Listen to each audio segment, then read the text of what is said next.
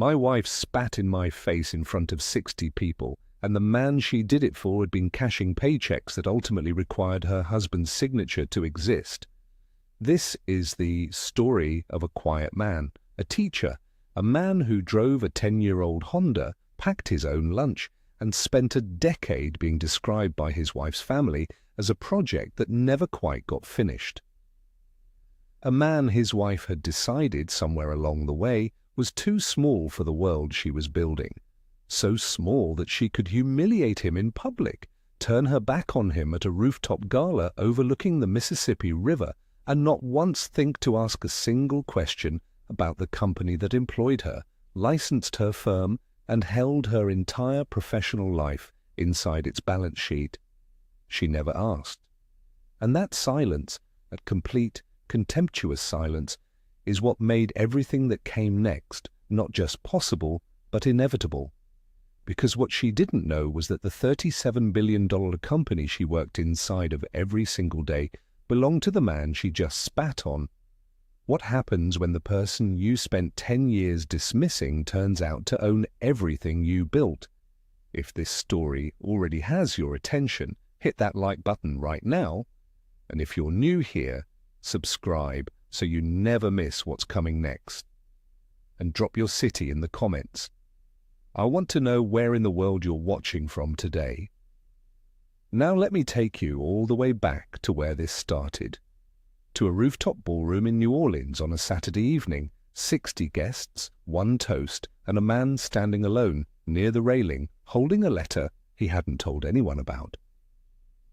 The Ace Hotel sat in the heart of the warehouse district like a jewel someone had dropped and decided to leave there. On the 14th floor, the rooftop ballroom opened to the night sky with the kind of deliberate elegance that cost money to pretend was effortless. String lights ran the perimeter. Waitstaff moved through the crowd carrying champagne flutes on silver trays. The Mississippi River sat dark and wide in the distance, indifferent to everything happening above it. Raymond Dupree arrived at 7:45 in a charcoal suit he had pressed himself that morning. He checked in at the door, accepted a glass of water instead of champagne, and moved toward the far railing where the view was best and the crowd was thinnest. He was not the kind of man who announced himself when he entered a room. He never had been. He found a spot near the edge, set his water on the ledge, and looked out over the river with the patience of someone who had learned, a long time ago, that watching quietly was its own form of power. He found Celestine without looking for her. She was across the room in a wine-red dress that fit her the way everything fit Celestine, like it had been designed with her specifically in mind. She was laughing at something Gideon Marchetti had just said, her hand resting on his forearm in a way that was 2 seconds too long to be professional. Gideon was tall, broad-shouldered, wearing a suit that probably cost more than Raymond's monthly take-home. He had the easy confidence of a man who had never once in his adult life wondered if he belonged somewhere. Raymond watched them for a moment. Then he looked back at the river. He had been watching this particular thing for 8 months. The late returns, the weekend calls. The new habit Celestine had developed of turning her phone face down when she set it on the kitchen counter. He had not said anything about any of it, because Raymond Dupree was not a man who spoke before he was ready. He was a man who waited until the picture was complete before he described what he saw. The picture had been complete for a while now. The program began at 8. A firm vice president welcomed the guests, acknowledged the year's top clients, and then turned the microphone over to Celestine. She walked to the front of the room the way she walked into every room, like the architecture had been arranged for her arrival. She thanked the clients by name. She thanked the staff. She thanked Gideon with a warmth that carried more weight than the words themselves. And then she paused. She looked out over the room with the particular expression of a woman about to say something she had been saving. "I also want to take a moment," she said, her voice smooth and carrying, "to thank the people in this room who actually push me forward, the ones who see what I'm building and believe in it." She smiled, because it's a very different thing to be surrounded by people who lift you versus spending your energy on the ones you have to carry. She found Raymond's eyes on the last word. She held them there just long enough for the room to follow her gaze. 60 people turned, in the small and terrible way that crowds do, toward the man standing alone near the railing with a glass of water. Raymond did not look away. He did not flush. He simply stood there the way he always stood, still, level, present, while 60 pairs of eyes confirmed what Celestine had just told them about him. Then he set his water down and walked toward her. It was not a confrontational walk. It was the walk of a husband moving toward his wife at a party, measured, quiet. His hand reached for her arm, gently, the way you touch someone you have known for 10 years, and he said her name low enough that only she could hear it. Celestine recoiled like he had burned her. She looked at him then with something that had moved past contempt into a territory Raymond didn't have a clean word for. Her eyes were flat and certain. And in front of 60 clients, colleagues, catering staff, and the wide dark river beyond the railing, Celestine Fontenot-Dupré spat in her husband's face. The room stopped. A champagne flute froze mid-air somewhere to Raymond's left. The string lights kept burning. The river kept moving. Everything else went completely, devastatingly still. Raymond did not flinch. He reached into his breast pocket. He removed a white pocket square, monogrammed in dark thread, RD, and he wiped his face with the slow, unhurried deliberateness of a man who had already decided before he walked into this building exactly how the night was going to end. He folded the pocket square in half. He set it on the table beside him like he was setting down a receipt he no longer needed. He walked to the elevator. He pressed the button for the lobby. The doors closed. In his jacket pocket, his fingers found the letter from Baton Rouge and rested there, easy and certain, all the way down to the ground floor. To understand the man who rode that elevator down alone, you have to go back to the beginning, back to 2014 when Raymond Dupré was 31 years old and in love with a woman whose family had already decided he wasn't enough. The Fontenots were old New Orleans money, not the kind that made headlines, but the kind that got seated first at restaurants, the kind that knew which Sunday to show up at which church to be seen by the right people. Vivienne Fontenot had raised her daughter on a precise and unspoken curriculum. Marry well, present well, never let anyone forget who you come from. Raymond Dupré, with his teacher's salary and his Treme apartment, and his uncle who drove trucks down in Baton Rouge, did not fit the curriculum. Vivienne said as much at the rehearsal dinner, not loudly, not cruelly enough to be quoted later.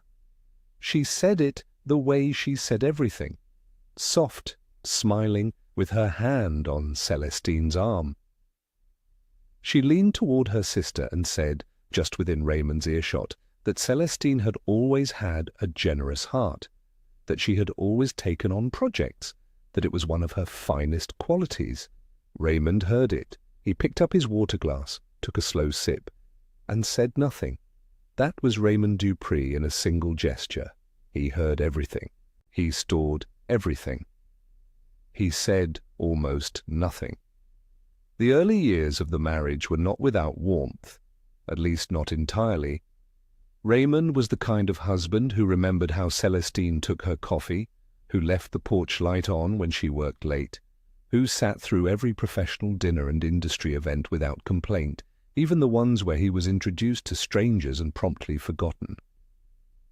He graded his 8th graders' papers at the kitchen table most evenings, red pen moving steadily, gospel radio low in the background. He was good at his work in the quiet way that people who love their work are always good at it. His students remembered him. Some of them came back years later to tell him so. Celestine, in those early years, was building something. She had a sharp financial mind, real ambition, and the kind of social confidence that opened doors before she even knocked. She met Gideon Marchetti at a financial services conference in Atlanta in 2017. By 2019, the two of them had co-founded Marchetti and Fontenot Financial Advisors, a boutique wealth management firm with offices on St. Charles Avenue and a client list that grew faster than either of them had predicted. Celestine poured herself into that firm the way you pour yourself into something you intend to become. And as the firm grew, Celestine's patience for Raymond's quietness grew thinner. It was not dramatic at first.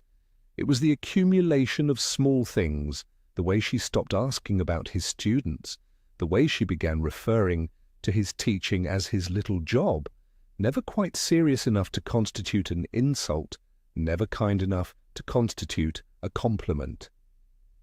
The way her family dinners, which Raymond attended every Sunday, became a kind of performance in which Raymond was always seated at the edge of the scene rather than the center of it. He noticed, he did not say so. In 2021, his uncle Harold died quietly in a Baton Rouge hospital room with Raymond at his bedside. Harold Dupree Sr. had never married, never made noise, never sought attention. He had spent 40 years building a regional trucking company called Dupree Southern Freight with the same patient thoroughness that Raymond brought to everything he did. Raymond had spent summers with Harold as a boy, learning to be still, learning to listen, learning that a man's real weight was not measured by how loudly he announced himself. Raymond drove to Baton Rouge alone for the funeral. He arranged the service, he greeted the people who came, he stayed until the last folding chair was stacked. Celestine sent flowers. She did not come. She had a client presentation that Monday and said she needed the weekend to prepare. Raymond did not argue with her about it. He folded his grief the same way he folded everything, neatly, privately, and put it somewhere he could find it later. By 2022, Marchetti and Fontenot had cleared its first 40 million in assets under management. Celestine celebrated at a dinner with colleagues that Raymond attended in his good blazer, the one he kept for occasions that required it. At the table, between the main course and dessert, a colleague asked Celestine how she balanced the demands of building a firm with her personal life. Celestine smiled the smile she used when she was being gracious for an audience. She said Raymond was brilliant in his own small way. She said it like a woman describing a houseplant she was fond of. The colleague nodded politely. Raymond reached for his water glass and looked out at the restaurant's front window, where St. Charles Avenue moved past in the dark, easy and indifferent. He was not broken by it. He had stopped being broken by things like this somewhere around year 3. What he was, instead, was patient. Raymond Dupree had a particular and dangerous quality that no one in Celestine's world had ever thought to measure. He was the kind of man who kept very precise track of what he had been told to forget, and the cruelty was about to sharpen. The cruelty sharpened in the spring of 2022, and it sharpened quietly, the way most things did in Raymond's life. It started with Saturdays. Celestine had always worked late during the week. That was the nature of the firm, and Raymond had accepted it without complaint. But in March of that year, she began going in on Saturdays too, then Sundays. She would leave before Raymond finished his morning coffee and return after dark, smelling of conference rooms and the specific expensive perfume she only wore outside the house. She offered explanations without being asked. A client push? a filing deadline. A strategic review that couldn't wait until Monday. Raymond did not question any of it. He washed the coffee cups, graded his papers, and kept track in the way he kept track of everything. Quietly, precisely, without writing a single thing down. He met Gideon Marchetti for the first time in April at a firm anniversary reception Celestine had invited him to, with the particular tone she used when she expected him to decline. Raymond accepted. He drove himself to the St. Charles Avenue office, found parking 2 blocks away, and walked in wearing his good jacket. The room was full of the kind of people who wore their success like a second skin, easy with it, fluent in it, never self-conscious about the space they occupied.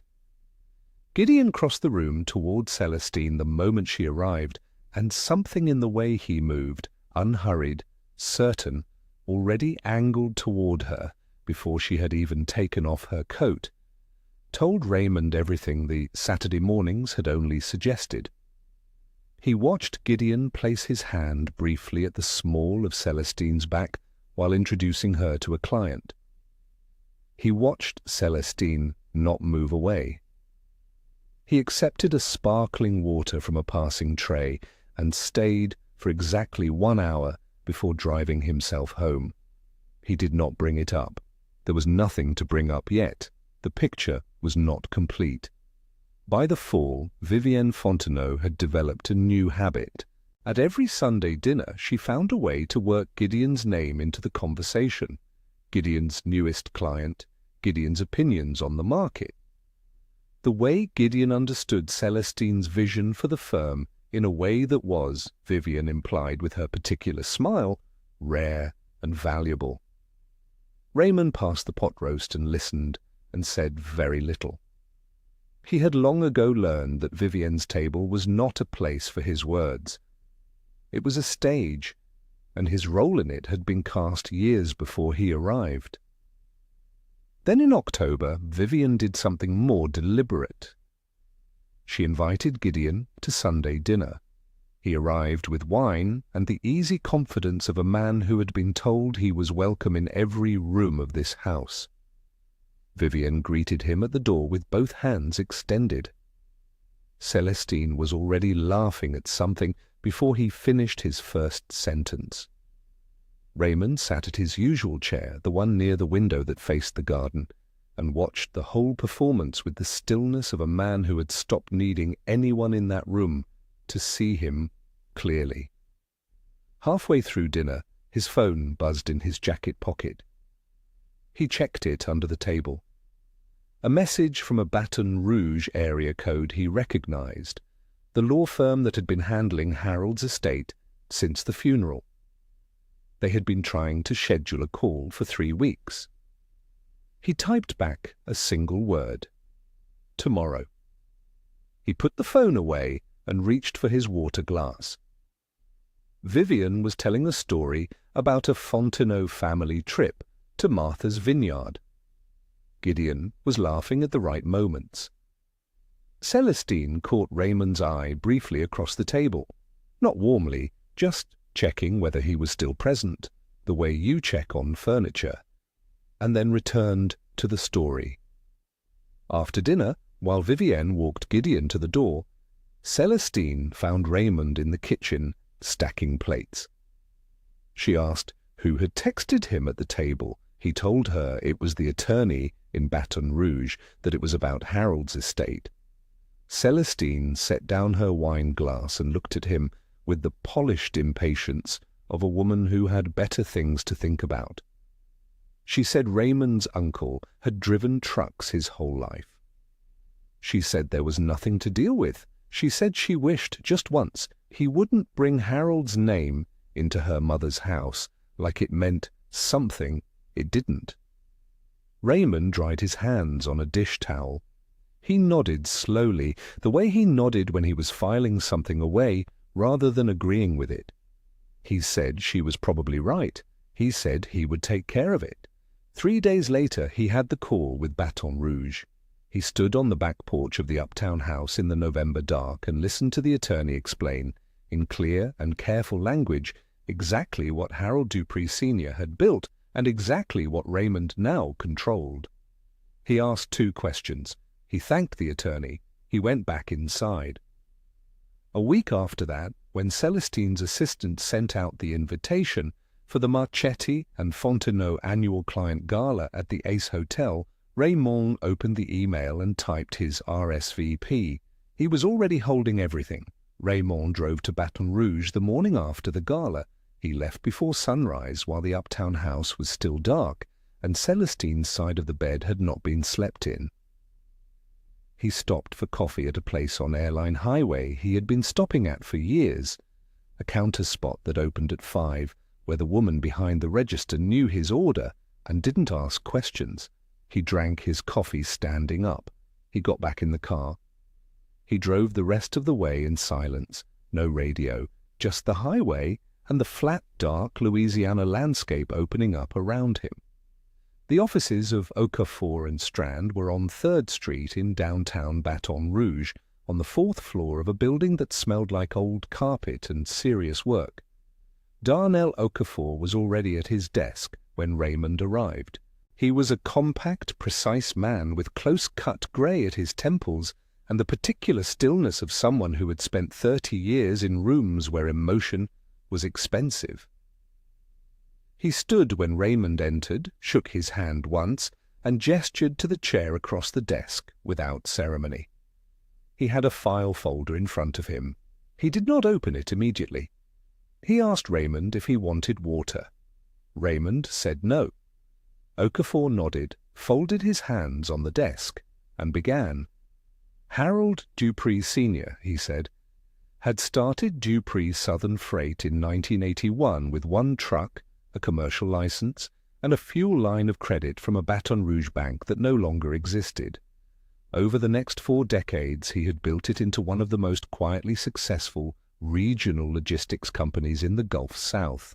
41 trucks at its peak, contracts with 3 major port operators, and a reputation for reliability that Harold had protected like it was the only thing he owned, because for most of his life it was. Harold had never married. He had no children. He had 1 nephew he was fond of and trusted completely.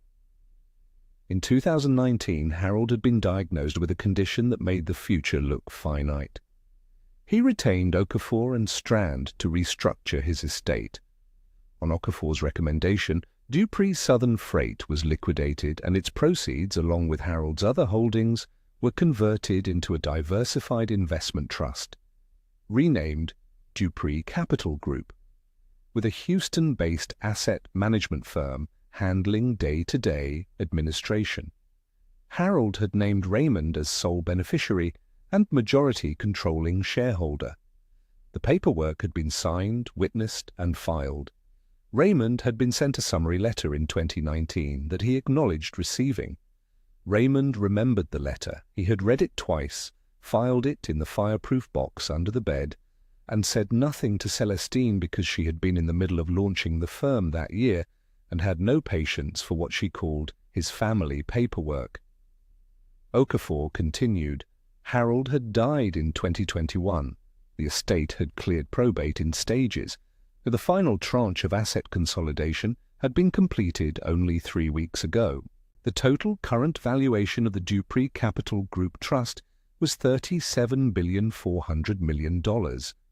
Raymond was the majority controlling shareholder, holding 63% of the trust's voting interest through a layered LLC structure that Okafor's firm administered on his behalf.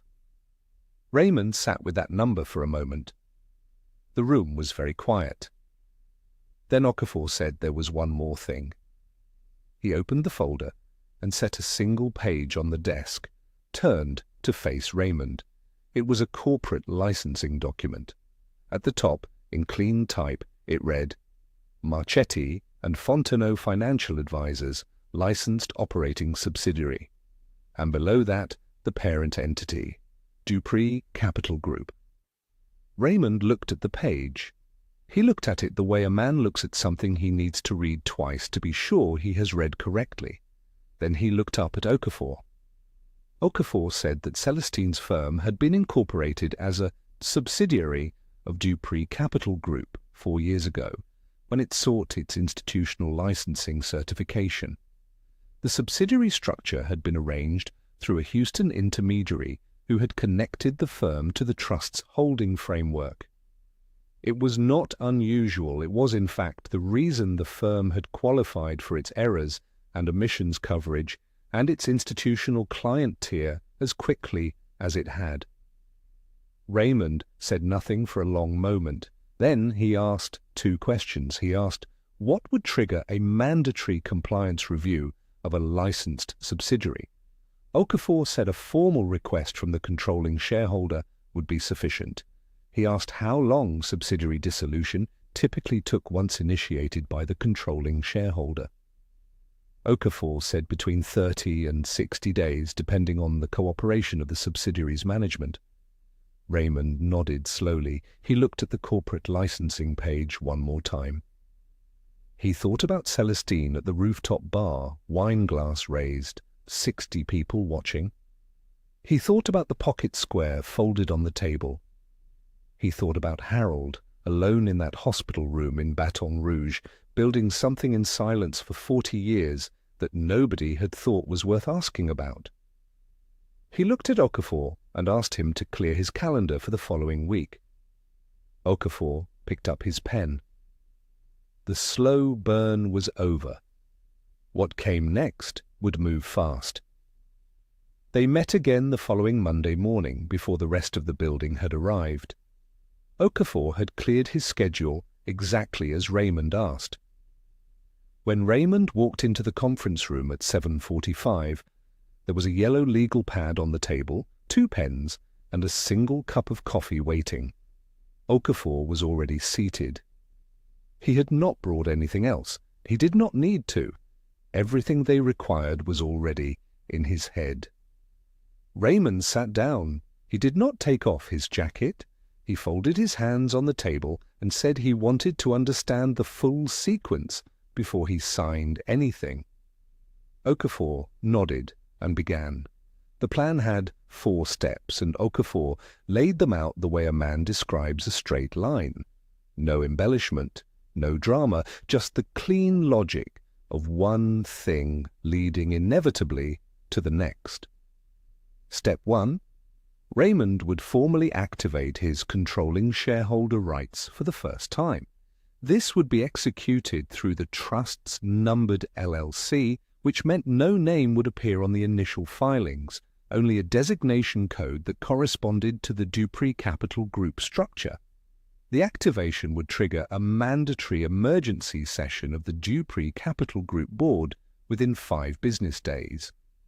That board would then be obligated, under the subsidiary framework, to place Marchetti and Fontenot under immediate compliance review, not as a punishment, as a procedure, one that the controlling shareholder had every legal right to initiate without explanation. Step 2. The compliance review. Okafor paused here. He said that in his experience, compliance reviews of subsidiary firms almost always found something. He said that in this particular case, he had reason to believe the review would find something substantial. Raymond asked him what he meant. Okafor said that the trust's administrative team in Houston had flagged in their last quarterly review a pattern of undisclosed client fee arrangements in Marchetti and Fontenot's book of business, arrangements that appeared to originate exclusively from Gideon Marchetti's client accounts. The amounts were significant. The arrangements violated the subsidiary operating agreement in ways that triggered personal liability clauses in Gideon's partnership contract. Okafor said the compliance team had noted the irregularities and filed them because at that time there had been no instruction from the controlling shareholder to act on them. There was instruction now. Step 3. The divorce filing. Raymond told Okafor to prepare the paperwork. Okafor said the timing mattered. The filing needed to come after Celestine had already retained her own counsel so that her attorney would be the one to receive Raymond's asset disclosure as a formal legal surprise rather than a private conversation. Raymond said he understood. He said Celestine would retain someone quickly, and that she would almost certainly use someone Gideon recommended, because that was how she made every decision she believed was hers alone. Step 4. Once the compliance review was complete and the personal liability findings were documented, Raymond would direct the Dupree Capital Group Board to initiate subsidiary dissolution proceedings for Marchetti and Fontenot. The firm's operating license would be revoked. Its client accounts would be absorbed into a restructured advisory division under the Dupree Capital Group umbrella. The name Marchetti and Fontenot would cease to exist as a licensed entity. Raymond listened to all the 4 steps without interrupting.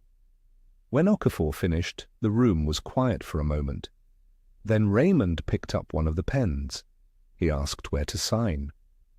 Okafor turned the first document to face him. It was the shareholder activation notice, 3 pages, dense with legal language, routed through the trust's LLC designation so that the name Raymond Dupree appeared nowhere on the face of the filing. Raymond read it once, front to back, the same way he read everything, carefully, completely, without rushing. Then he signed where the tabs indicated. He set the pen down. He pushed the document back across the table. That was it. That was the first domino. He drove back to New Orleans that afternoon, changed out of his good clothes, and went to bed. He slept without difficulty, which surprised him until he thought about it more carefully. He had been waiting a long time to stop carrying something. Setting it down, it turned out, was not complicated. Monday morning he was at his classroom by 7:15.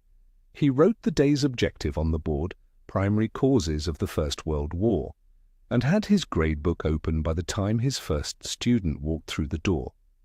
He taught 4 periods. He ate his lunch, a turkey sandwich, and an apple at his desk while reviewing a set of essays his 7th period had turned in the week before. He stayed until 4 to help 2 students who were struggling with a timeline assignment. He drove home. He made a simple dinner. He sat at the kitchen table and read for an hour. At 8:43, his phone buzzed on the counter. It was a text from Celestine. She said she would be home late. She said there was a board situation at the firm. She said not to wait up. Raymond read the message once. He set the phone face down on the counter. He went back to his book. She had no idea the board situation had his name on it. The first domino fell on a Tuesday. The Dupree Capital Group Board convened its emergency session at 9 in the morning in a Houston conference room that Gideon Marchetti had never set foot in and didn't know existed.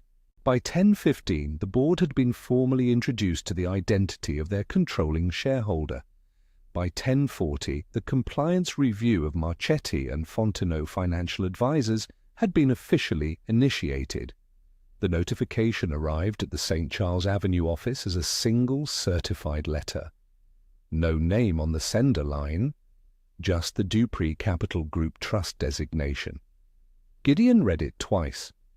Then he read it a 3rd time. The compliance team moved fast. Within 72 hours they had flagged what the Houston administrators had been quietly documenting for months. $1.8 million in undisclosed client fee arrangements running exclusively through Gideon's book of business. The arrangements violated the subsidiary operating agreement at 3 separate points. Each violation triggered a personal liability clause in his partnership contract. Gideon's partnership stake, $4.2 million on paper, the thing he referenced at every dinner party, was frozen pending full investigation. He called Celestine from the parking garage. She answered on the 3rd ring. He told her about the compliance review. He told her about the fee arrangements. He told her about the frozen stake.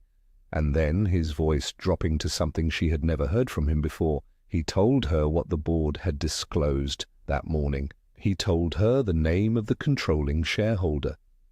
The line went silent for a long time. Celestine said the name out loud. quietly, like she was testing whether it was real. Gideon said yes. She hung up. She called an attorney the same afternoon, a litigator named Hargrove, recommended by Gideon 3 weeks earlier when she had first mentioned the divorce. She told Hargrove that her husband was a schoolteacher. She told him Raymond's salary. She told him there were no significant assets to speak of. Hargrove filed the initial asset disclosure motion the following Monday, citing Raymond's annual income of $58,000 and an estimated net worth under $200,000. Okafor's response arrived 48 hours later. It was a single document, 41 pages. It outlined, in precise and unambiguous legal language, the full structure of the Dupree Capital Group Trust, its valuation of $37.4 billion, and Raymond Dupree's position as 63% majority controlling shareholder. Hargrove called Celestine that afternoon. She could hear something in his voice she had never expected from a man she was paying $400 an hour. It was discomfort. He withdrew from the case the next morning. She could not find a replacement who would take it on contingency. 3 firms declined within a week.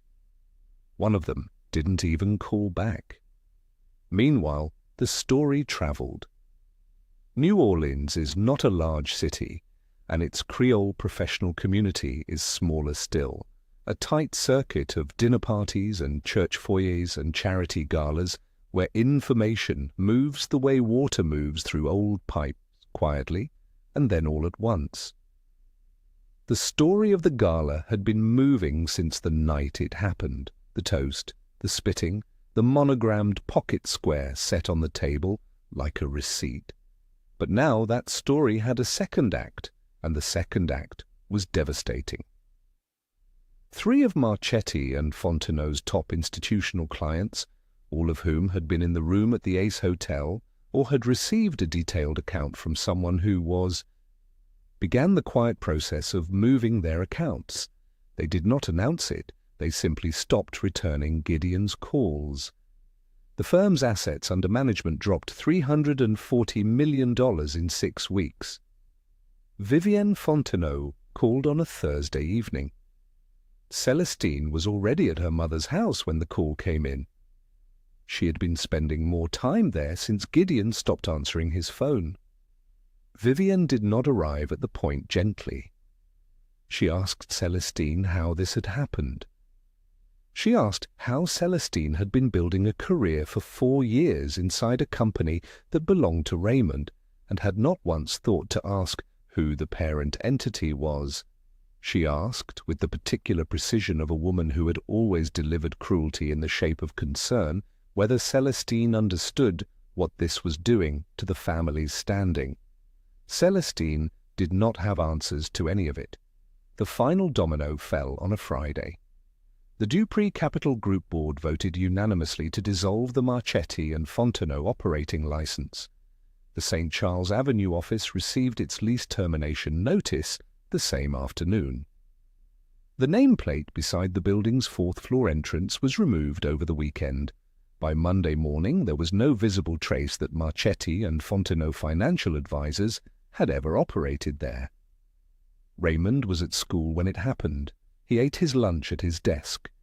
He graded a set of quizzes on the causes of the Second World War. He drove home at 4:30, made a pot of red beans, and ate alone at the kitchen table. His phone did not ring until 9 o'clock that night.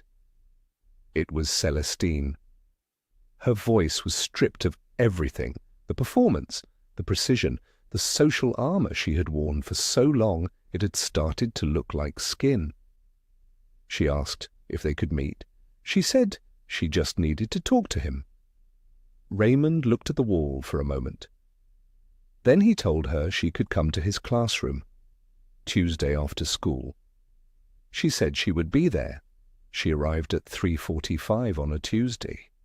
Raymond heard her heels in the hallway before the door opened, a sound he had heard 1,000 times in restaurants and hotel lobbies and the marble foyer of Vivienne Fontenot's house, always purposeful, always announcing.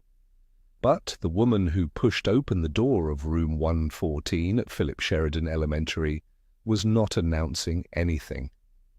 She stepped into the classroom quietly, like someone who had forgotten how to make an entrance and hadn't yet figured out what to replace it with.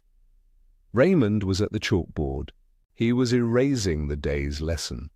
A timeline of the Great Migration, cities and years, and arrows moving north. He did not stop when she came in. He finished the section he was working on, set the eraser down on the ledge, and turned around. Celestine looked smaller than he had ever seen her. She was dressed well. She would always dress well, it was as involuntary as breathing. But the armor was gone. The particular brightness she carried in professional rooms, the way she filled space with deliberate presence, had dimmed to something much more ordinary. She was just a woman standing in a classroom with nowhere left to go. She said his name. She said she just wanted to talk.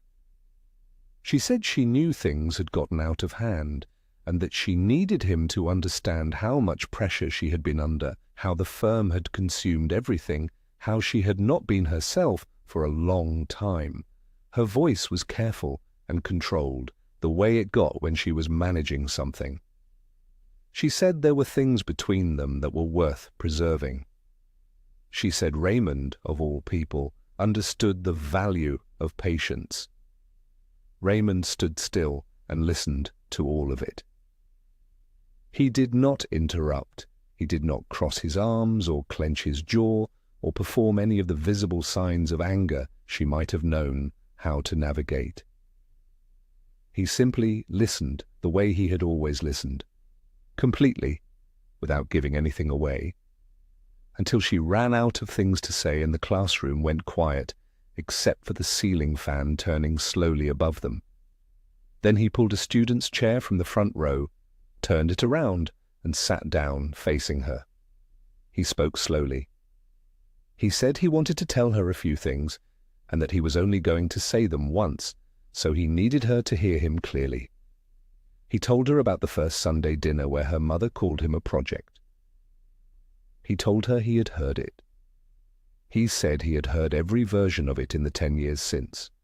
At the work dinners, at the galas, in the particular way Vivienne set a table with Gideon at her right hand and Raymond near the window. He said he had not missed a single one. He had simply been patient because patience was what he had been given in abundance, and cruelty was something he had never learned. He told her about Harold. He told her about the summers in Baton Rouge, about a man who drove trucks and kept his word and never asked anyone to acknowledge what he was building because the building was enough. He said Harold had spent 40 years constructing something in silence, and that he had done it the way good men do things, without announcement, without performance, without needing a room full of people to confirm his worth. He said Harold had left everything to him. He said he had known that for 3 years. He said he had known the full scope of it for weeks before the gala. He said he had walked into the Ace Hotel rooftop that Saturday night with the Dupree Capital Group trust documentation folded in his jacket pocket because he had wanted to see the picture one final time before he decided what to do with what he held. And then he said the words that Celestine would carry for the rest of her life.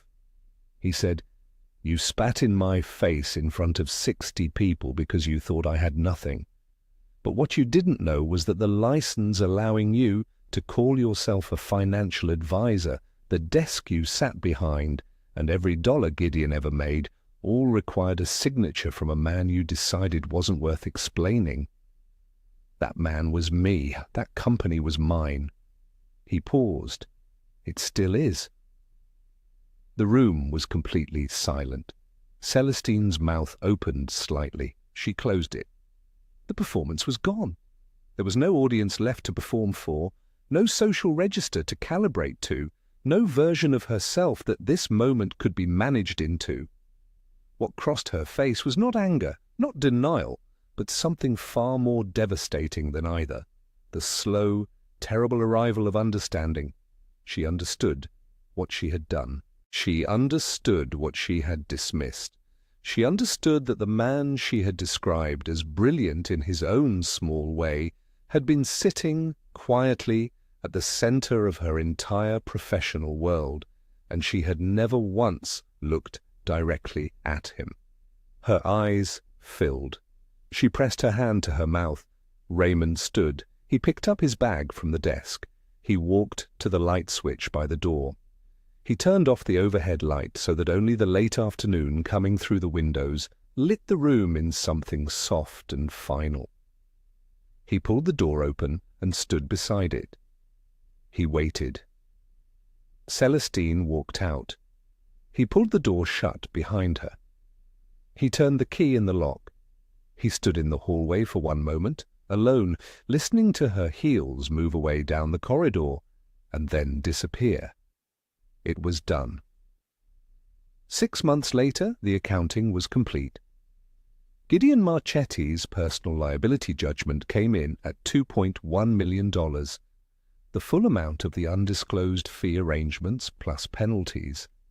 The Louisiana Office of Financial Institutions issued a 7-year bar on his participation in any licensed financial services activity in the state. The man who had leaned into Celestine's ear at the Ace Hotel rooftop, the man who had put his hand at the small of her back at firm events while her husband watched from across the room, was now working as a consultant for a small property management company in Metairie. He did not return calls from former colleagues. There was nothing left to perform for. The divorce settlement was finalized in March. Celestine received the uptown house and a cash settlement that her original attorney, before he withdrew, had told her would be substantially higher. Raymond's legal team had been precise and fair and entirely immovable. Raymond had not wanted the house. He had never wanted the house. What he wanted was to close the door on a decade of being dismissed in his own life, and the settlement gave him exactly that. Celestine relocated to Baton Rouge quietly, in the way that people relocate when they are not moving towards something, but away from everything. She did not hold a farewell dinner. She did not post about it. She simply packed the things that mattered and left New Orleans the way a tide retreats, without announcement, without apology, without looking back at the shore. Vivienne Fontenot attended the community luncheon in the Treme that October. The Harold Dupree Senior Foundation had sponsored the event, a gathering to celebrate the first cohort of trade apprenticeship recipients, young people from the Treme and the Ninth Ward, who had received grants for trucking licenses, logistics certification, skilled labor training. Raymond sat at the head table. He had been asked to say a few words. He spoke briefly about Harold, about a man who drove trucks and kept his word, and never needed the room to understand what he was building in order to keep building it. The room gave him a long, warm applause. Vivienne sat in the back row. She did not approach him. She did not speak to him. She sat with the particular stillness of a woman who had arrived somewhere she had not expected to be seated, watching a man she had called a project receive the kind of quiet honor that no dinner party or social registry had ever been able to manufacture. Raymond did not look for her. He did not need her acknowledgement. He had not needed it for a long time. He kept teaching. This was the thing people found hardest to understand when they heard the shape of what Raymond Dupree held.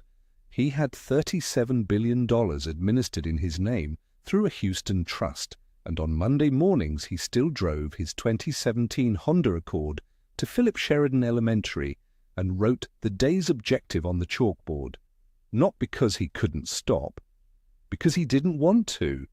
His students were real. The work was real. Harold had taught him that the value of a thing was not diminished by choosing it deliberately. It was confirmed by it. The foundation operated out of a small office on Claiborne Avenue, staffed by 3 people Raymond trusted completely. In its first year, it funded 47 apprenticeships and 11 small business grants, all of them in trades: trucking, electrical, carpentry, logistics coordination. Every grant letter went out on foundation letterhead. None of them mentioned Dupree Capital Group. Raymond had been specific about that. He wanted the foundation to carry Harold's name, not his own. He met Simone Beaumont properly on a Wednesday afternoon in November, though they had been colleagues for 2 years without either of them making much of it. She was the school librarian, a quiet, self-possessed woman who kept a ceramic mug of tea on her desk and had opinions about history books that Raymond found both accurate and entertaining. She stopped him in the hallway to ask what he thought of a new Louisiana history text a parent had donated. They talked for 20 minutes without either of them noticing the time. The following week, she brought him a cup of coffee from the pot she kept in the library. He thanked her. She said it was no trouble.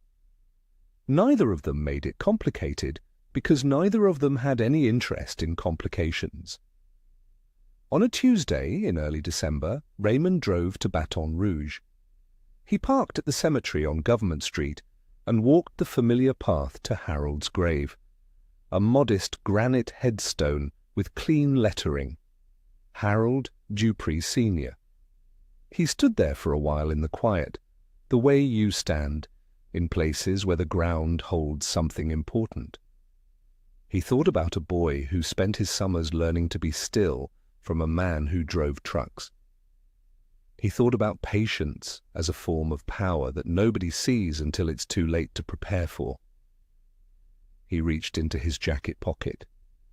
He removed the white pocket square monogrammed in dark thread. He folded it once, carefully, and set it on top of the headstone. He stood there a moment longer, then he walked back to his car. Now I want to ask you something before we close. If you had been Raymond in that classroom, 10 years of patience, the full weight of what you knew in your hands, what would you have done?